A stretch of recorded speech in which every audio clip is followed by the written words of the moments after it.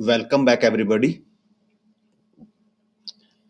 Recently government of India ने unified pension scheme यानी कि जो यूपीएस है उसके रिगार्डिंग गजट नोटिफिकेशन जारी कर दी है।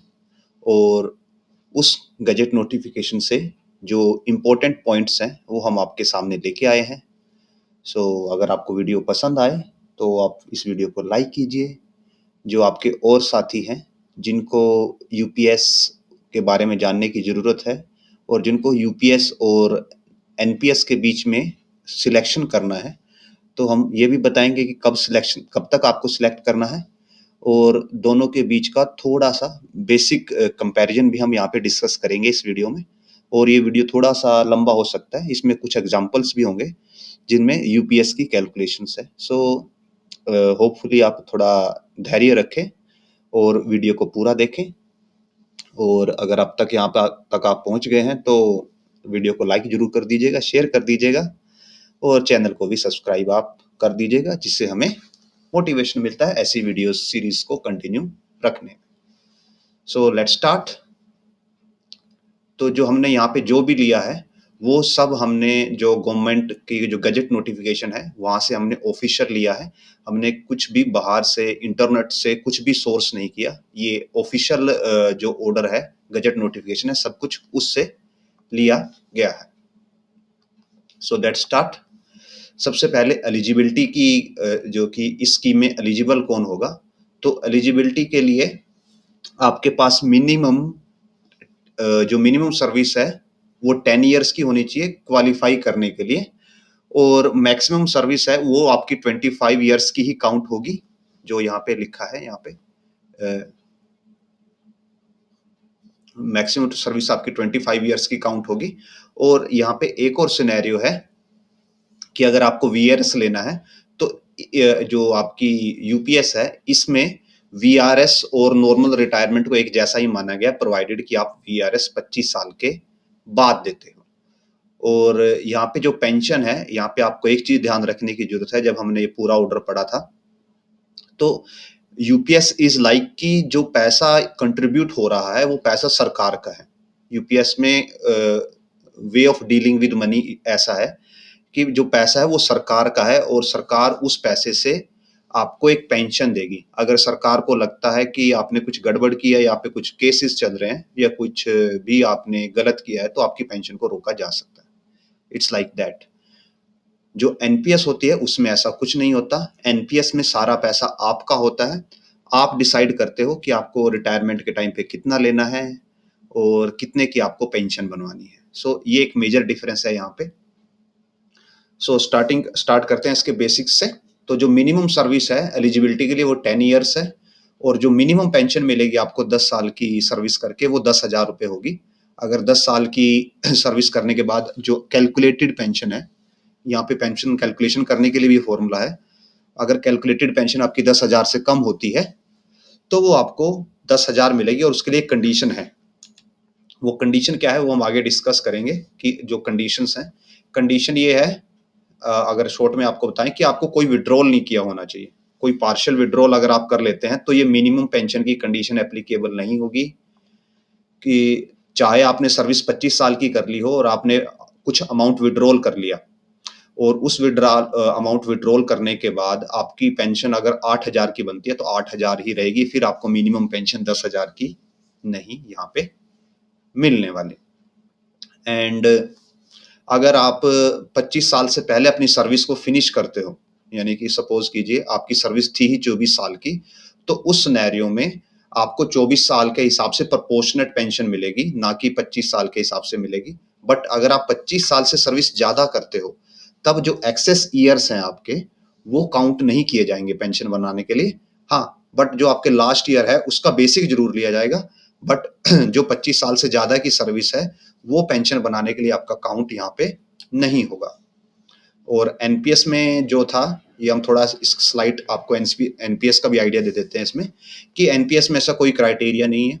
ना वहाँ पे मिनिमम पेंशन का क्राइटेरिया है, ना वहाँ पे मिनिमम सर्विस का क्राइटेरिया है, ना वहाँ पे जो नंबर ऑफ ईयर्स हैं वो पेंशन डिसाइड करते हैं। वहाँ पे तो आपके जो कंट्रीब्यूशन है, कंट्रीब्यूशन के बाद जो आपका अमाउंट कलेक्टेड होगा उस अमाउंट के बेसिस पे आपकी पेंशन होगी।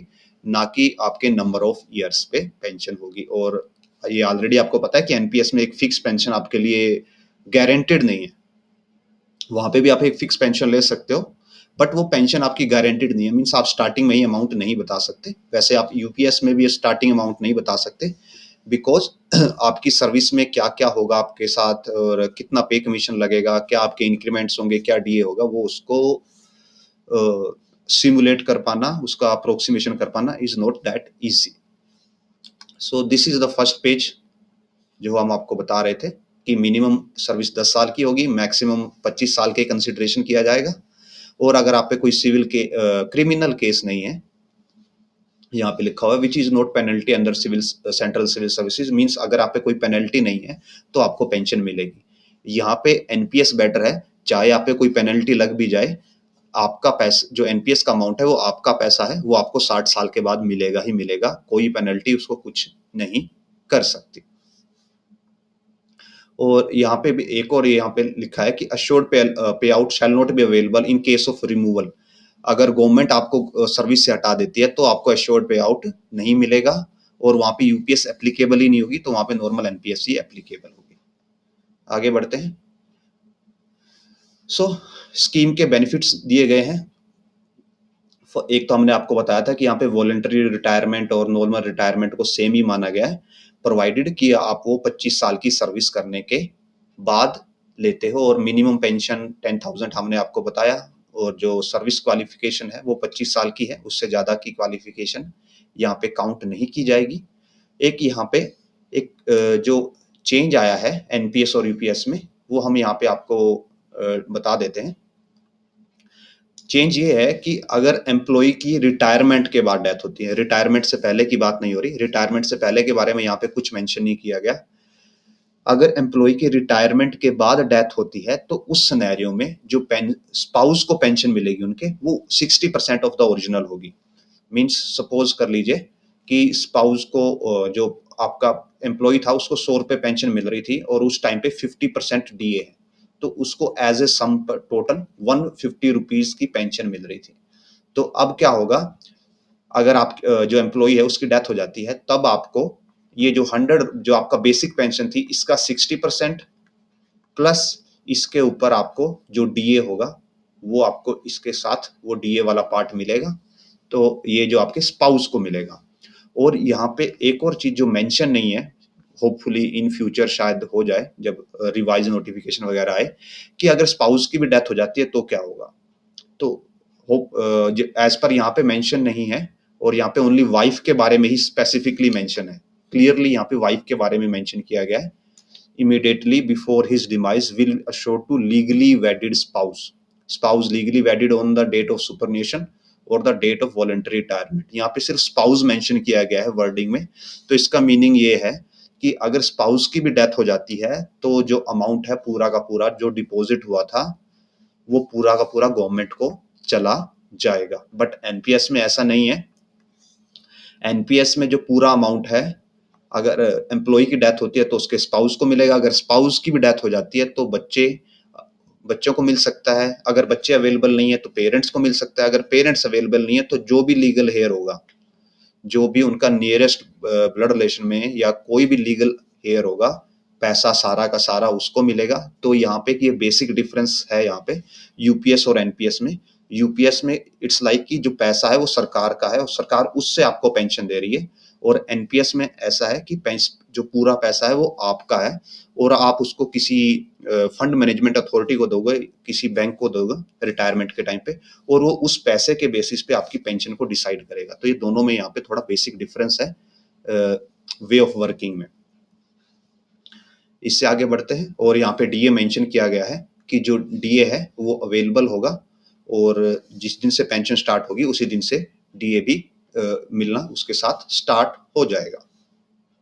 आगे बढ़े तो नाउ यहाँ पे जो पेंशन है, पेंशन की मींस मैनेजमेंट कैसे होगी, तो यहाँ पे फर्स्ट ऑफ ऑल डिडक्शन पे आ जाते हैं। एज पर नोटिफिकेशन जो डिडक्शन होगी वो एम्प्लॉय के 10% होगा, बेसिक प्लस डीए का 10% होगा, जो एट प्रेजेंट आपका एनपीएस में कटता है, वो उसी वैल्यू का आपका यहाँ पे डिडक्शन होगा। तो यूपीएस में सरकार ने 2 फंड बनाए हैं। पहला तो जिसको आप बोल सकते हो इंडिविजुअल फंड। इस फंड में क्या होगा, आपका 10% जाएगा और सेम 10% गवर्नमेंट डालेगी। ये हो गया आपका इंडिविजुअल फंड। इस फंड को आप मैनेज कर सकते हो कि ये फंड कैसे इन्वेस्टमेंट करेगा। But most of the people जो इस यूपीएस के लिए अपनी इच्छा जाहिर करेंगे या अपनी अलाउंस देंगे, तो उनको एक फिक्स पेमेंट चाहिए, तो वो इसमें फंड मैनेजमेंट में नहीं पड़ने वाले। बट उसके अगर आप फंड मैनेज करते हो तो यूपीएस में उसके बेनिफिट भी हैं, लॉसेस भी हैं, वही जो सेम एनपीएस में है। सो फर्स्ट जो इसमें 2 फंड है अगेन। पहला फंड है आपका जिसको इंडिविजुअल फंड बोला जा रहा है, इसमें आपका 10% जाएगा और गवर्नमेंट का 10% जाएगा। और दूसरा फंड है जिसको गवर्नमेंट एडिशनल फंड बोला गया है। इसके अंदर गवर्नमेंट 8.5% डालेगी आपके बेसिक प्लस डीए का। तो इट्स लाइक कि एनपीएस में गवर्नमेंट 10 + 14 डालती है, मीन्स 10 आपका होता है, 14 गवर्नमेंट का होता है। यहाँ पे 4.5 एडिशनल जा रहा है। और जो ये फंड है इसको सपोर्ट फंड बोला गया है और इसको मैनेजमेंट गवर्नमेंट ही करेगी, आप नहीं कर सकते। सो जो फर्स्ट फंड है इसको आप डिसाइड कर सकते हो, कंट्रोल कर सकते हो। सेकंड को आप कंट्रोल नहीं कर सकते। But most of the people किसी भी फंड को कंट्रोल नहीं करेंगे, वो क्या करेंगे, डिफॉल्ट फंड जो डिफॉल्ट ऑप्शन होता है उसी में चलने देंगे। और यहाँ पे डिफॉल्ट फंड का भी एक स्कीम, एक फंडा है जो बहुत ही इंपॉर्टेंट है, जो हम इस वीडियो में आपको आगे एक्सप्लेन करेंगे। तो आप होपफुली वीडियो कंटिन्यू रखेंगे। और एनपीएस में हमने आपको बताया कि एक ही फंड है, वहां पे आपका 10%, गवर्नमेंट का 14%, वो सब डिपॉजिट हो जाता है और बाद में वही आपको फाइनली मिलेगा इन दी फॉर्म ऑफ पेंशन। अभी जो डिफॉल्ट फंड है ये कौन बनाएगा, ये बनाएगा PFRDA, pension fund regulatory development authority. यहाँ पे pension fund regulatory development authority ये बनाएगा डिफॉल्ट पैटर्न या डिफॉल्ट फंड आप इसको बोल सकते हैं। और इसका भी एक स्कीम होने वाला है, मींस इसका भी एक पर्पस होने वाला है यूपीएस के अंदर, जो हम, ये हमारी अगली स्लाइड है, यस, इससे नेक्स्ट स्लाइड में हम डिस्कस करेंगे। एंड यहाँ पे एक और चीज है कि अगर आपने एक बार यूपीएस स्विच कर लिया तो आप एनपीएस में वापस नहीं आ सकते। So it's one time option, या तो आप एनपीएस चूज कर लीजिए या आप यूपीएस चूज कर लीजिए, इनमें से आपको एक चूज करना होगा। और गवर्नमेंट ने मींस दोनों को सेपरेट आउट नहीं किया है। गवर्नमेंट ने जो यूपीएस निकाला है वो एनपीएस का ही एक पार्ट है, मींस उन्होंने एक तो बोल दिया कि एनपीएस नॉर्मल है और एक एनपीएस विद यूपीएस है, या आप इसको बोल सकते हो कि एनपीएस विद एक स्टेबल पेंशन का ये सिस्टम है। तो ये एनपीएस के अंडर ही आता है, बट आप इनमें स्विच नहीं कर सकते नॉर्मल एनपीएस और यूपीएस में। आपने जो चूज कर लिया वो life time as per current जो हमारे यहाँ पे नोटिफिकेशन है उसके हिसाब से वो वही रहेगा और वो फाइनल होगा। और अगर आप इसको चूज करते हैं तो करंट में जो भी पर्सन है जिनकी एनपीएस कट रहा है अब तक, तो उस एनपीएस में आपके पास जो भी अमाउंट डिपॉजिटेड है, 8 लाख, 10 लाख, 15 लाख, जो भी आपका अमाउंट डिपॉजिट है वो कहाँ पे चला जाएगा, जैसे आप यूपीएस चूज करते हो तो उसको आपके यहाँ पे फंड नंबर 1 में, यानी कि जो आपका इंडिविजुअल फंड है उसके अंदर ट्रांसफर कर दिया जाएगा। सो इफेक्टिवली अभी अगर आप एनपीएस से यूपीएस में स्विच करोगे तो आपके फंड के अंदर 10% तो आपका जो आपने डाला है वो जाएगा, और गवर्नमेंट ने जो 14% डाला था वो भी उसी फंड के अंदर चला जाएगा। ये वन टाइम होगा। इससे आगे बढ़े तो अब हम आते हैं जो ये डिफॉल्ट फंड है या डिफॉल्ट पैटर्न है, इसका क्या फंडा है ये आपको एक्सप्लेन करते हैं। सो जैसे आपने सेंसेक्स देखा होगा, निफ्टी होता देखा होगा, वहां पे इंडेक्स फंड होते हैं। जो इंडेक्स फंड है वो मार्केट की ऑन एवरेज परफॉर्मेंस को मेजर करते हैं। तो यहाँ पे भी ऐसा ही होने वाला है कि जो पीएफआरडीए है वो एक बेंचमार्क कॉर्पस बनाएगा। मींस कैसे होगा कि सपोज कीजिए आप एक 6 पे लेवल के एम्प्लॉई हैं, आपकी जो सैलरी है वो एट प्रेजेंट 6 पे लेवल है, बाद में पे कमीशन के बाद कुछ हो जाए हम उसके बारे में नहीं बोल सकते। आप एक 6 पे लेवल के एम्प्लॉई हैं तो आपका 1000 एनपीएस कटता है, मतलब 1000 एनपीएस के लिए कटता है और आपने यूपीएस में स्विच कर लिया तो 1000 आपका कंट्रीब्यूशन हो गया। सिमिलरली 1000 सरकार का कंट्रीब्यूशन हो गया, ये हो गया आपके 10% कंट्रीब्यूशंस। और प्लस गवर्नमेंट कुछ एडिशनल जो 8.5 डाल रही होगी वो 850 रुपए हो गए।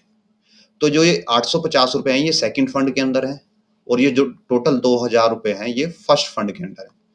तो जो फर्स्ट फंड है इसको आप मैनेज कर सकते हो। मीन्स मैनेज करने से आपको क्या फायदा होगा, बिकॉज आपको तो यूपीएस में अश्योर्ड पेंशन मिलती है। तो जी नहीं, ऐसा नहीं है। यहाँ पे कुछ क्राइटेरियाज हैं तभी आपको अश्योर्ड पेंशन मिलेगी। वैसे मोस्ट ऑफ द पीपल को वो मिलेगी, बट वो क्राइटेरिया, वो कंडीशन क्या है वो हम आपको एक्सप्लेन करना चाहते हैं। कि आपके जो फर्स्ट फंड है उसमें 2000 रुपए जमा हो गए। अगर इस फंड को गवर्नमेंट कंट्रोल कर रही है, गवर्नमेंट इसको कैसे कंट्रोल करेगी? जो पीएफआरडीए ये बेंचमार्क फंड बनाएगा, ये जो बेंचमार्क कॉर्पस होगा या बेंचमार्क फंड होगा जिसको डिफॉल्ट पैटर्न भी बोला गया ऑफ इन्वेस्टमेंट, अगर गवर्नमेंट इन 2000 रुपए को, आपके फर्स्ट फंड को गवर्नमेंट कंट्रोल करती है और वो इसको किस में डालेगी? बेंचमार्क कॉर्पस में डालेगी, तब आपको मिलेगी एश्योर्ड इनकम। मींस ये फंड भी अगर गवर्नमेंट कंट्रोल करे तो ओनली दैट सिनेरियो में आपको एश्योर्ड इनकम मिलेगी, और जो कि मोस्ट ऑफ द पीपल ऐसे ही करेंगे, वो अपने फंड को चेंज नहीं करेंगे।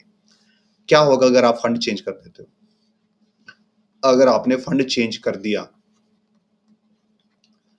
तो जो आपने जहां पे भी इसको इन्वेस्ट किया, और साथ में गवर्नमेंट तो बेंचमार्क फंड में इन्वेस्ट कर ही रही है सो दैट वो बाद में कैलकुलेशन कर सके, तो at the time of retirement जो आपका फंड है उसकी वैल्यू देखी जाएगी और जो बेंचमार्क फंड है उसकी वैल्यू देखी जाएगी। अगर आपके फंड की वैल्यू बेंचमार्क फंड से कम आ जाती है तो आपकी पेंशन भी रिड्यूस हो जाएगी उसी प्रपोर्शन में जिस प्रपोर्शन में आपका फंड बेंचमार्क फंड से कम है। और अगर आपके फंड की वैल्यू बेंचमार्क फंड से ज्यादा आ जाती है तो आपकी पेंशन इंक्रीज तो नहीं होगी। हाँ, जितनी वैल्यू ज्यादा आई है वो पैसा आपको एज इट इज रिटर्न कर दिया जाएगा। तो आप यहाँ पे अगर ध्यान से देखें तो अगर लॉस हुआ, अगर लॉस होता है, और लॉस कब होता है? जब आपने फंड सिलेक्ट किए हुए हैं खुद। तो अगर आपको लॉस होता है तो आपका परसेंटेज पेंशन रिड्यूस हो जाएगा। परसेंटेज पेंशन रिड्यूस होने का मतलब हुआ कि जो आपको डीए मिलना था साथ में, उस डीए की वैल्यू भी डिक्रीज हो जाएगी, यानी कि आपकी नेट पेंशन डिक्रीज हो गई। बट अगर आपको प्रॉफिट होता है तो गवर्नमेंट यहाँ पे आपको प्रॉफिट में वो वाला पार्ट नहीं दे रही। अगर आपको प्रॉफिट हुआ तो जितना प्रॉफिट था, एक्सेस फंड आपके पास इकट्ठा हुआ था, वो एक्सेस फंड आपको दे दिया जाएगा, बट आपकी पेंशन उतनी ही रहेगी जो एश्योर्ड डिसाइड होगी, बेसिक के बेसिस पे डिसाइड होगी। तो गवर्नमेंट यहाँ पे आपको लॉस के लिए जिम्मेदार तो ठहरा रही है, बट अगर आप प्रॉफिट करते हो तो उसके लिए वो आपको प्रॉफिट नहीं मिलेगा, बस वो अमाउंट आपको मिल जाएगा जो आपका एक्सेस बना।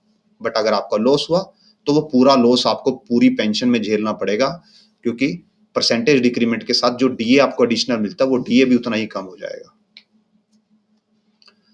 सो ये है यहाँ पे बेंचमार्क कॉर्पस का concept, and most of the people इससे अनइफेक्टेड रहेंगे बिकॉज वो डिफॉल्ट पैटर्न ही चूज करेंगे। कोई अगर जिसको रिस्क लेना है तो वो रिस्क तो एनपीएस में ही ले लेगा, वो यहाँ पे आके रिस्क क्यों लेगा।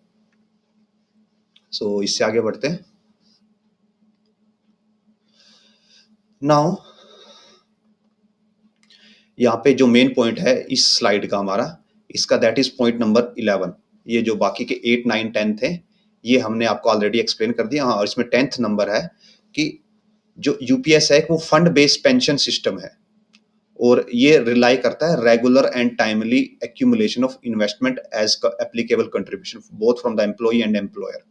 यहाँ पे इन्होंने एक एग्जांपल भी दिया हुआ है कि अगर किसी भी वजह से जो आपके कंट्रीब्यूशंस हैं वो डिले होते हैं एम्प्लॉई साइड से या एम्प्लॉयर साइड से, तो आपको उनको जाके फिक्स करवाना होगा। मीन्स अगर आपका कंट्रीब्यूशन डिले हो गया तो उसके भी चार्जेस होंगे जो आपको देने पड़ेंगे, सो दैट आपकी जो परमानेंट एश्योर्ड पेंशन है वो उस अमाउंट पे रह पाए। वो एग्जांपल हम आपको दिखाएंगे। एंड यहाँ पे ये भी मेंशन किया गया है कि जिन लोगों को जो यूपीएस लेंगे, वैसे एनपीएस में भी यही है कि जो यूपीएस लेते हैं और बाद में कोई पॉलिसी चेंज हो जाता है, कि जैसे बाद में इन फ्यूचर कोई नई स्कीम आ जाती है आपके रिटायर होने के बाद, रिटायर होने से पहले नहीं, आपके रिटायर होने के बाद कोई नई स्कीम आ जाती है, तो उसमें अगर कोई बेनिफिट पेंशन में चेंज हो रहा था तो वो चेंज आपको यहाँ पे नहीं मिलेगा। मीन्स जैसे करंटली अभी 8 सीपीसी आने वाला है, अभी 8 सीपीसी आने वाला है, तो जो पुराने जिनके पास पुरानी ओल्ड पेंशन थी, अब उनकी वो पेंशन भी रिवाइज होगी। डीए कंपोनेंट तो है ही उनके पास, वो पेंशन भी रिवाइज होगी। बट यहाँ पे ऐसा कोई सिस्टम नहीं है कि जो यूपीएस लेंगे उनकी पेंशन रिवाइज नहीं होगी। जो आपकी पेंशन एक बार डिसाइड हो गई वो पेंशन आपकी उतनी ही रहेगी, बस उसके ऊपर आपको डीए मिलता रहेगा। और एनपीएस के अंदर भी ऐसा ही है कि एनपीएस में भी कोई ऐसी स्कीम नहीं है कि जो आपका जो पैसा है उसके बेसिस पे जो पेंशन डिसाइड होगी वही मिलेगी आपको, और एनपीएस में तो डीए कंपोनेंट भी नहीं है। इससे आगे बढ़ते हैं। अब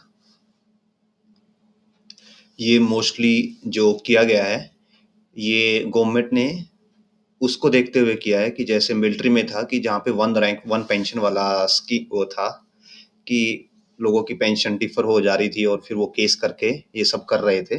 तो यहाँ पे पहले ही लिख दिया गया है कि अगर कोई चेंज होता है, जिसने एक बार यूपीएस ले ली, वैसे एनपीएस वालों के पास भी ऐसा कोई ऑप्शन नहीं है, बट यहाँ पे भी गवर्नमेंट ने क्लियर कर दिया कि अगर कोई पॉलिसी चेंज होता है और कोई फिजिकल बेनिफिट दिया जाता है, जो सब्सिक्वेंट रिटायरीज हैं, तो उनके साथ आप वो बेनिफिट नहीं ले सकते इवन आफ्टर रिटायरमेंट। सो एक बार जब आप रिटायर हो गए उसके टाइम पे जो फिक्स हो गया वही आपको मिलेगा, उसके अलावा नथिंग, कोई चेंज नहीं। आगे बढ़ते हैं। सो जो पॉइंट नंबर 13 है, the provisions regarding assured payout of the independent section only employee facing disciplinary proceeding at the time of superannuation or where disciplinary proceeding of contemplated post shall be separately notified। Means अगर जब आप retire हो रहे हैं और आपके ऊपर कोई डिसिप्लिनरी एक्शन चल रहा है तो उसके लिए जो रूल्स होंगे वो अलग होंगे, वहां पे ये रूल्स वैलिड नहीं होंगे और वो रूल्स अलग से नोटिफाई किए जाएंगे। तो अगेन यहाँ पे फिर से वही कंसेप्ट आता है कि यूपीएस के अंदर जो पैसा है वो सरकार का है, आपका नहीं है। हाल दो आप कंट्रीब्यूट कर रहे हो, बट वो इवन देन वो पैसा सरकार का है और गवर्नमेंट डिसाइड करेगी आपको पेंशन मिलेगी नहीं मिलेगी। एनपीएस में रिवर्स है, एनपीएस में पैसा सारा आपका है, गवर्नमेंट का कोई पार्ट नहीं है वहां पे, और इसलिए वहां पे जो डीए वगैरह भी नहीं है।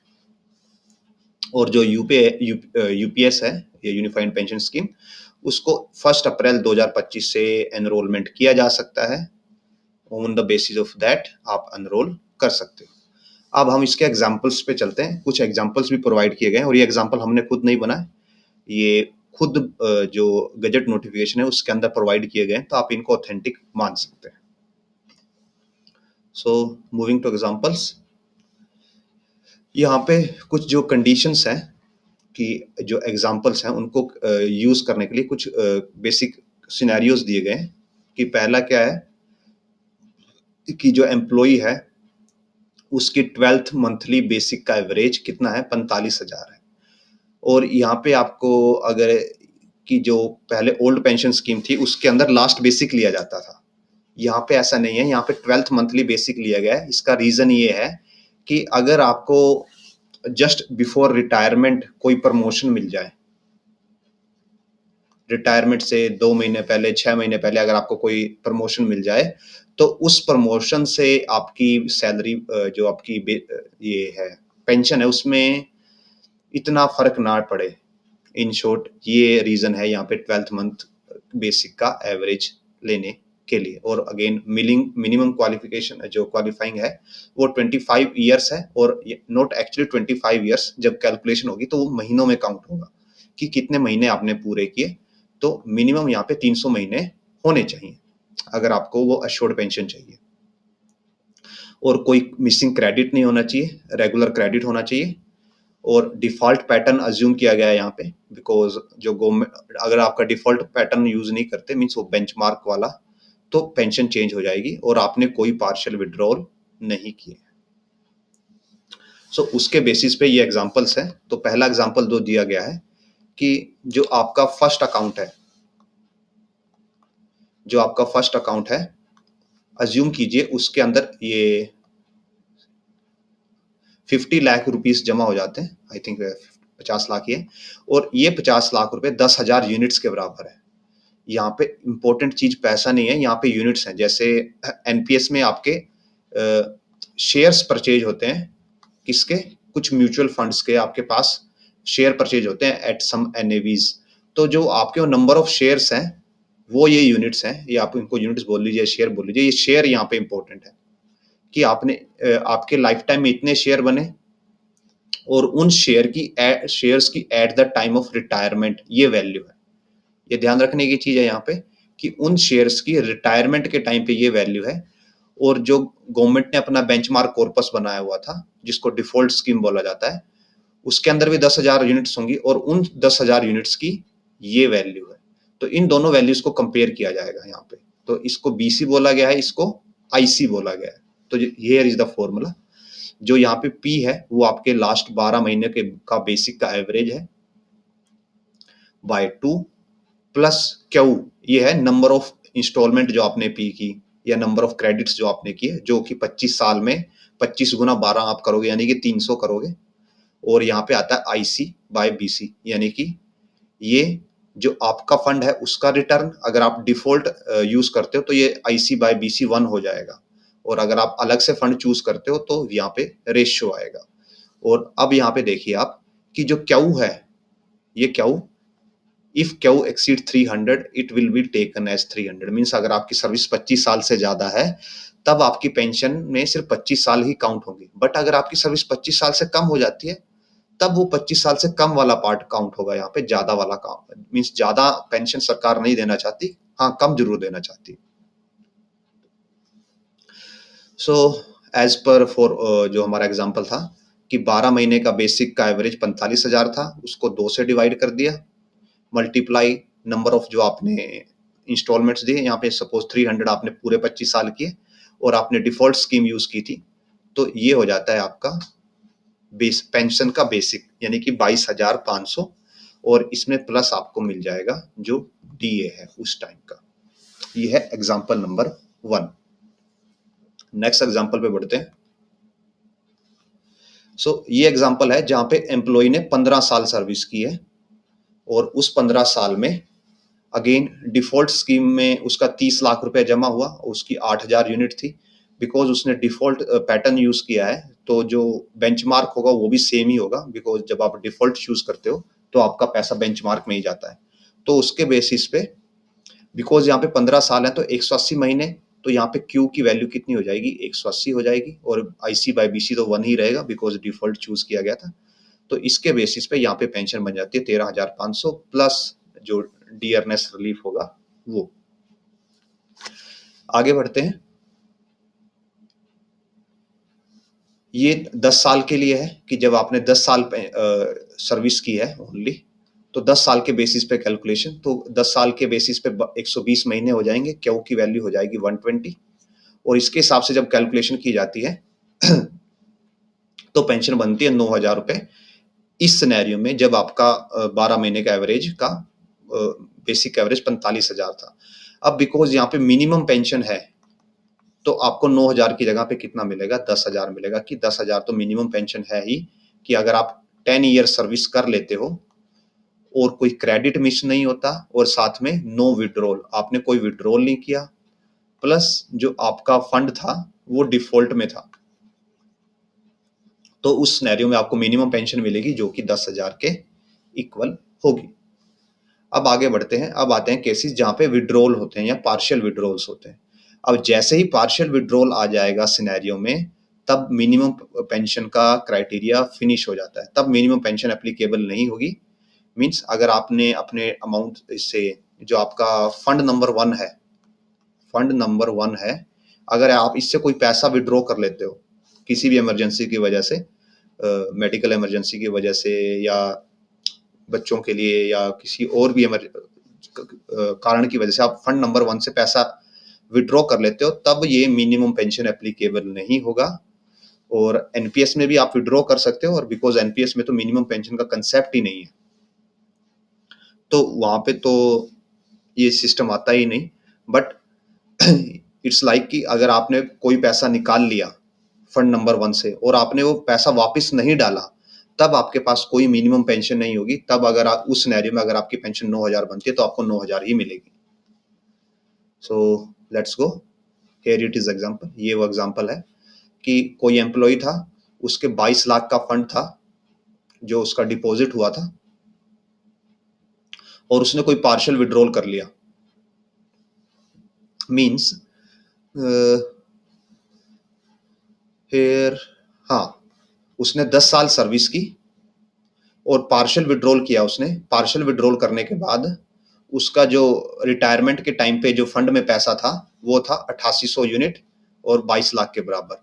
बट जो बेंचमार्क फंड था, बेंचमार्क फंड के हिसाब से वहां पे 10,000 यूनिट होने चाहिए थे और वो 25 लाख के बराबर होना चाहिए था। तो अब यहाँ पे ये आता है कि अब यहाँ पे रेशियो लिया जाएगा इस 22 लाख का और इस 25 लाख का, और अब ये 1 नहीं होगा। इसकी वजह से अब पेंशन डिक्रीज हो जाएगी और अब आपको मिनिमम पेंशन वाला कोई कंसेप्ट एप्लीकेबल नहीं होगा। अब जो पेंशन आएगी वही मिलेगी। तो इन शॉर्ट, अगर आपको फुल पेंशन लेनी है, एस्योर्ड पेंशन लेनी है, या तो आप विड्रॉल ही मत कीजिए पेंशन में से जो आपका फंड डिपॉजिट होता है, और अगर आप विड्रॉल करते हैं तो आपको उसको विद टाइम डिपॉजिट करना होगा। और जो डिपॉजिट है उसके बारे में अभी इंटरेस्ट के बारे में मेंशन नहीं है कि अगर आपने जो पैसा निकाला है वो आपको यूनिट्स की टर्म्स में डिपॉजिट करना होगा या रुपीस की टर्म्स में डिपॉजिट करना होगा। मतलब इसका मीनिंग क्या होगा? Let me explain. कि सपोज कीजिए आपको कोई इमरजेंसी पड़ती है और आपको पैसा निकालना है, और जिस दिन आप पैसा निकाल रहे हो आपके 1000 यूनिट्स हैं। बिकॉज जो इन्वेस्टमेंट है वो यूनिट्स में होगी, वो किसी फंड में होगी, तो आप वहां से डायरेक्ट पैसा नहीं निकाल सकते। आप वहां से क्या करोगे? आप यहां से सपोज कीजिए आपने 200 यूनिट्स बेच दिए और 200 यूनिट्स के आपको मान लो 2,000 रुपए मिल गए और आपने उनको यूज कर लिया। अब आपके अकाउंट में रह गए 800 यूनिट्स। तो अगर आपको इस अकाउंट को बैलेंस करना है तो आपको वापस यहाँ पे 1000 यूनिट्स बनाने पड़ेंगे। यानी कि आपको कितने चाहिए होंगे? 200 यूनिट्स आपको फिर से डालने पड़ेंगे। अब बिकॉज जैसे टाइम पास होगा तो मार्केट ग्रोथ करती है, मार्केट आगे बढ़ती है, होपफुली पॉजिटिव साइड में जाती है। तो जब आप आपने कुछ टाइम के बाद जब आप डालने जाओगे ये 2000 यूनिट, तो ये 200 यूनिट आपको, जैसे जब आपने इसको बेचा था तो आपको 2000 रुपए मिले थे, तो अब ये आप 200 यूनिट 2000 रुपए में नहीं खरीद पाओगे बिकॉज मार्केट इंक्रीज हो चुकी है। तो अब आपको इनके लिए 2100 रुपए या 2200 रुपए ऐसा कुछ देना पड़ सकता है। और वहीं सिनेरियो में अगर मार्केट डाउन चली जाए तो हो भी ऐसा भी हो सकता है कि आपको 1900 रुपए में ये 200 यूनिट मिल जाए और आप यहाँ से एक टाइप का बेनिफिट उठा लो। तो इट्स डिपेंड कि चीजें कैसे प्ले आउट करती हैं, और यहाँ पे ऐसा कुछ मेंशन नहीं है, but most of the means most probable case वही होगा, यही होगा। बिकॉज यहाँ पे जो पैसा है वो फंड्स में इन्वेस्ट किया जा रहा है और फंड्स में यूनिट्स वर्क करते हैं, ना कि actual amount. So here it is कि अगर आपको अश्योर्ड पेमेंट चाहिए तो इधर आप पैसा ना निकालें, और अगर आप पैसा निकाल रहे हैं तो आप जितने यूनिट्स आपने विड्रॉ किए उतने ही यूनिट आपको वापस वहां पे डिपॉजिट करवाने होंगे टाइमली। सो अब आगे बढ़ते हैं नेक्स्ट एग्जांपल की तरफ। सो इन दिस एग्जांपल जो एम्प्लॉय है, इस एग्जाम्पल में एम्प्लॉय के बाकी सब चीजें तो रेगुलर थी ना, उसने कोई पैसा निकाला, बट उसके कुछ जो डिपॉजिट्स हैं वो मिस हो गए, मिसिंग क्रेडिट्स, कैसे सम मिसिंग क्रेडिट की कुछ जो इंस्टॉलमेंट थी, जैसे आपकी हर महीने एनपीएस का अमाउंट डिपॉजिट होता है, तो वो कुछ महीनों का उसका अमाउंट डिपॉजिट नहीं हुआ। तो ऐसे सिनेरियो में भी आपकी पेंशन डिक्रीज हो जाएगी कि जो आपका पैसा है जब डिपॉजिट नहीं हुआ। तो यहाँ पे वही एग्जांपल दिया गया है कि उस जो एम्प्लॉय है उसके 45 लैक्स जमा हुए और वो 45 लैक्स 9000 यूनिट्स के बराबर थे, और जो बेंचमार्क है, बेंचमार्क के हिसाब से वहां पे 10,000 यूनिट्स होने चाहिए थे। तो अब फिर से वहीं पे अगेन आईसी बाय बीसी का रेशियो आ जाएगा और इसके हिसाब से जो पेंशन है वो थोड़ा डिक्रीज हो जाएगी और प्लस आपको इसमें डीआर मिलेगा। सो इन शॉर्ट यहाँ पे लमसम मीनिंग ये है कि ना तो आपको विड्रॉ करना है, नो विड्रॉल, ना कोई पेमेंट लेट होनी चाहिए और मिसिंग, और डिफ़ॉल्ट फंड आपको वो लेना है, डिफ़ॉल्ट पैटर्न फंड मैनेजमेंट। जब आप ये सारे क्राइटेरिया सैटिस्फाई करोगे और उसके बाद 25 साल की मिनिमम सर्विस होगी, तभी आपको एश्योर्ड पेंशन मिलेगी। सो जो 25 साल की सर्विस है, ये कर पाना ईज़ी है। डिफ़ॉल्ट पैटर्न मीन्स आपको छेड़ना ही नहीं है, तो ये भी ईज़िली हो जाएगा। बट जो विथड्रॉल वाला है, जो ये विथड्रॉल वाला कंसेप्ट है कि आप विथड्रॉल करोगे, तो आपकी जो मिनिमम पेंशन है, वो क्राइटेरिया तक खत्म हो जाएगा कि आपको उसके बाद अगर आपने विथड्रॉल कर दिया, तो मिनिमम पेंशन का रूल भी एप्लीकेबल नहीं होगा। ये यहाँ पे एक अलार्मिंग है। और साथ में लेट और मिसिंग वाला पार्ट भी है, बिकॉज़ कुछ ऑफिसेज़ होते हैं कि जिनमें फंड्स की कमी की वजह से कभी-कभी ये हो सकता है कि सैलरी डिले हो जाए।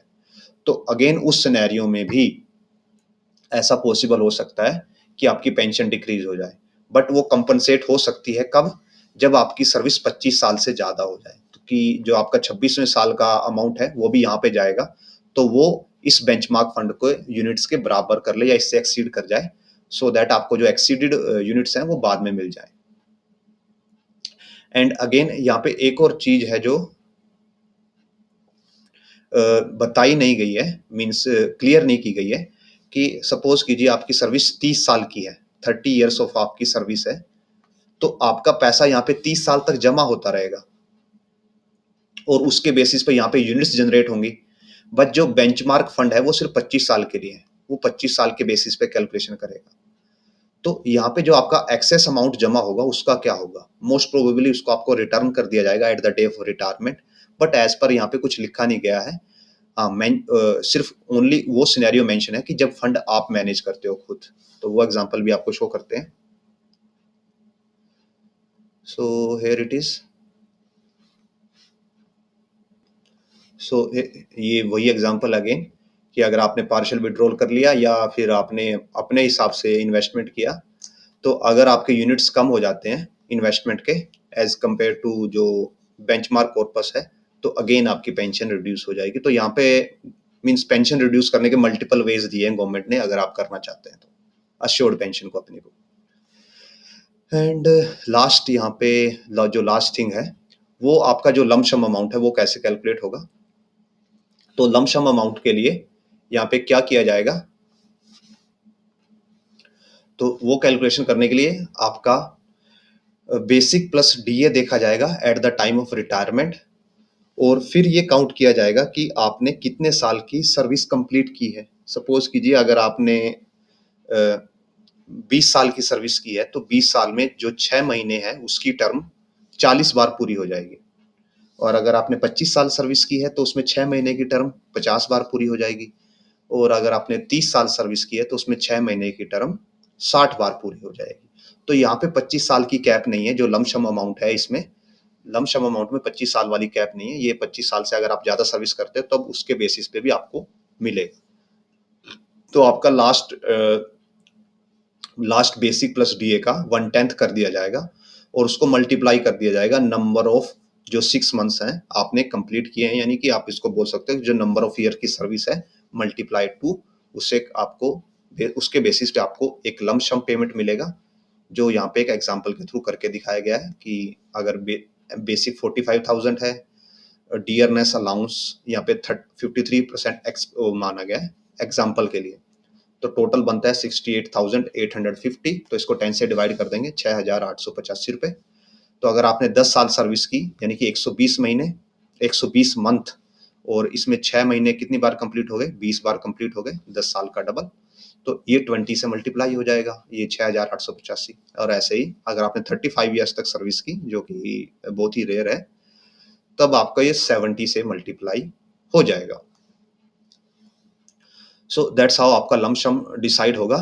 और जो ये अमाउंट है ये ग्रेच्युटी से अलग है, ग्रेच्युटी अलग है, वो आपको एनपीएस वाले सिनेरियो में भी मिलेगी, यहाँ पे मिलेगी। ये दोनों अमाउंट एक दूसरे से अलग है, ठीक है।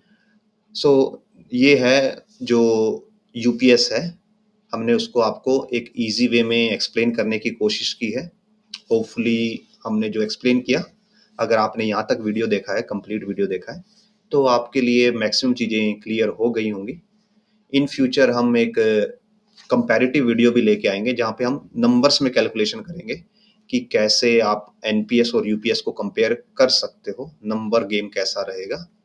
सो उसके लिए अगर वो आपको वीडियो देखनी है तो वीडियो को लाइक कीजिए, शेयर कीजिए, चैनल को सब्सक्राइब कीजिए, नोटिफिकेशन बटन दबाइए सो दैट आपको जल्दी से जल्दी वो जैसी भी वीडियो रिलीज हो आपको मिल जाए। एंड अगेन वीडियो पसंद आए तो कमेंट सेक्शन आपके लिए खुला है, कमेंट कीजिए, कोई सजेशन हो वो भी कमेंट कीजिए। So again thanks for watching till now and we will meet in next video.